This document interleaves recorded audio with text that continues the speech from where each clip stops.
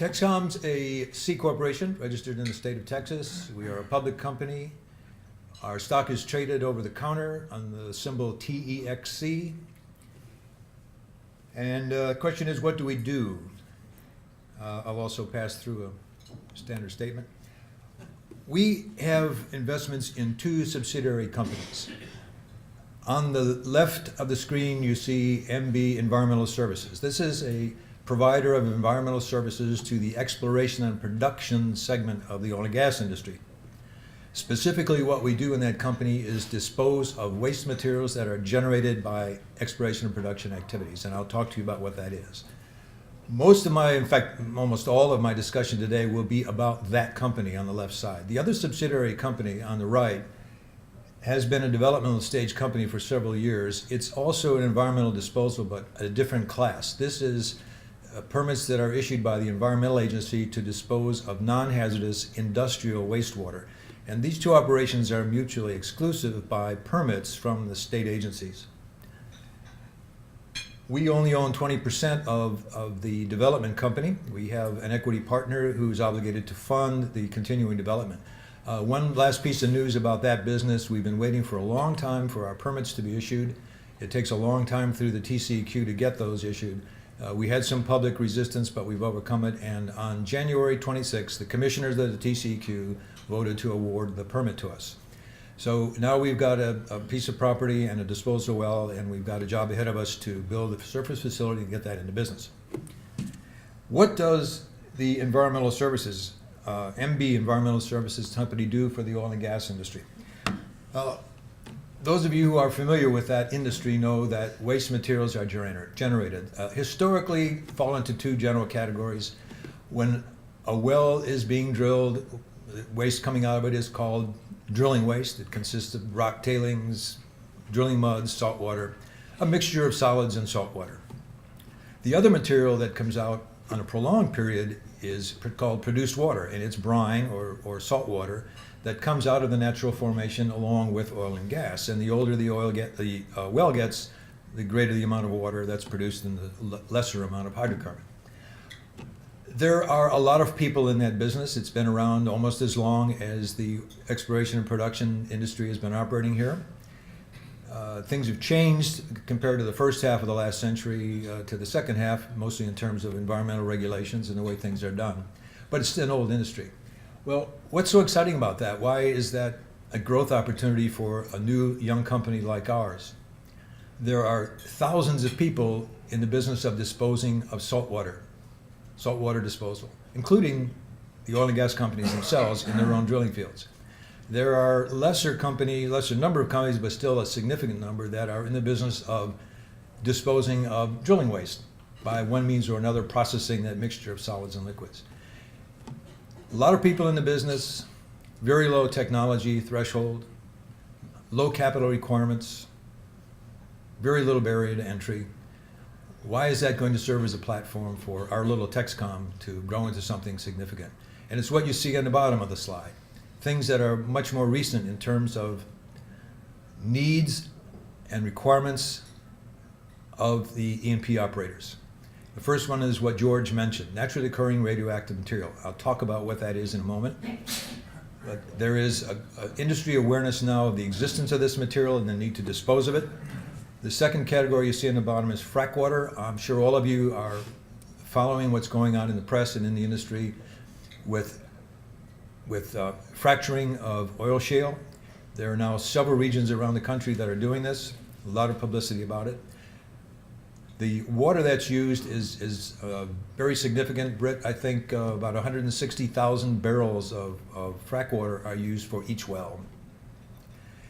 A percentage of that water comes back as it's called flowback water. It comes back when the natural gas is released from the shale and comes up to the surface. There is a great opportunity for the disposal industry to work on ways to economically and efficiently recover that material. I skipped over Norm. What is that? Well, the radioactive element that's present in rock formations in the crust of the earth is radium predominantly. Yes, in other areas there's uranium and lead and bismuth and so forth, but we're talking about radium. And radium is in the same chemical family as the alkaline earths: calcium, magnesium, strontium, and barium. All these are called hard water minerals, and when you are producing hard water from a well, whether it's a shallow water drinking well in a rural area or if in a deep well for production of oil and gas, these minerals are dissolved in the water. And as that's brought to the surface, especially from depths of 8, 10, 12, and 15,000 feet, the concentration of those minerals dissolved in the water is higher, and hence a greater amount of it precipitates out. That's all it looks like. It's scale. You've all seen that. It's scale that builds up on the inside of a pipe. In this case, that's a section of tubing that came from an oil well. That kind of scale deposits not only on the tubing that's down in the well, but also on all the surface equipment, on the tanks and pumps, the piping, and everything else. It's not a significant hazard to health or exposure to people while it's entrapped in metal, in the piping or in the vessels, because the kind of radiation that is emitted by radium is not very penetrating. It doesn't get through the metal pipe. If it does, it penetrates very little through air. So as long as it's kept encased in all that equipment, it's not really a significant health problem. That's why the industry has tended to ignore it for decades. But it's out there in a lot of equipment. It's in old tubing that's been pulled out of wells when they've been reworked. That tubing is lying on the ground. It's in old tank batteries, whether they're still in operation or now sitting idle. There's a lot of it out there.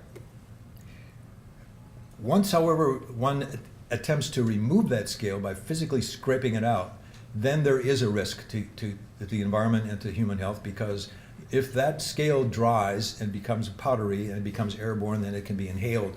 Or if it gets contamination of the soil and percolates down into underground sources of drinking water, it represents a threat from ingestion. Just to show you the kind of equipment that it collects on. How much norm is out there?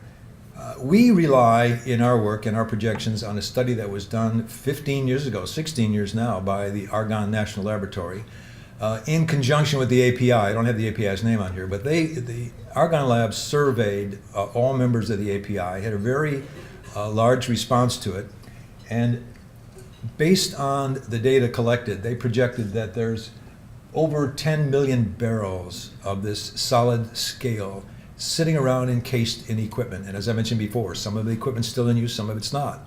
But there's that much material that's out there that's been collecting for decades. And they also estimated that the cost to remediate and dispose of that material was, at that time, about $3.5 billion. Based on how much more is generated every year and how much little of that material is actually recovered from equipment and disposed, we estimate there's less than 35 million barrels every year. The figure that was done in 1995 could be now as high as $5.5 billion rather than $3.5 billion. Now, the options for people to remove and dispose of the norm, rather, are limited. We are one of only 4 companies in the country that has a permit from a state agency to dispose of this norm after it's removed from the equipment by underground injection. Most people are treating that solid and they're ending up putting it in landfills, diluting, mixing it up with soil and putting it in landfills. That's not a very good solution to the problem, because landfills notoriously leak, especially as they age. And finally, we're only one of 2 of the 4 companies that are publicly traded. I think I've already discussed all of that. What's going to make our business grow? In the traditional business, because of the current price of oil, this generation of drilling waste and produced water is increasing. That will serve to grow our base business, but the real growth for our company is in NORM. As you can see, our company now, MB Environmental Services, is permitted and does dispose of all of these materials.